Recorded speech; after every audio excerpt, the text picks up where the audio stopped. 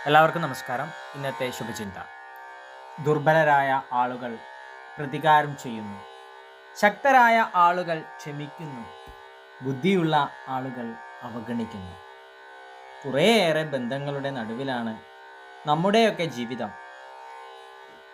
നന്മയേക്കാൾ ബന്ധങ്ങളിലെ പോരായ്മകളാണ് പറയാനും പരസ്യപ്പെടുത്താനും പലർക്കും ആവേശം.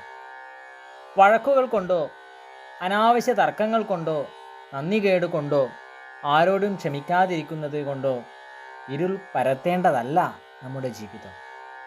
ആര് എപ്പോൾ ഏത് സ്റ്റോപ്പിൽ ഇറങ്ങുമെന്ന് മുൻകൂട്ടി പ്രവചിക്കാൻ ആവാത്ത യാത്രയാണ് ജീവിതം. ഒരുമിച്ചുള്ള ഈ യാത്ര ഇനി അല്പദൂരം മാത്രമെന്നിരിക്കെ എന്തിന് നാം വഴക്കിടുകയും തർക്കിക്കുകയും ചെയ്യണം?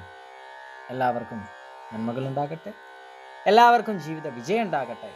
നന്ദി, നമസ്കാരം.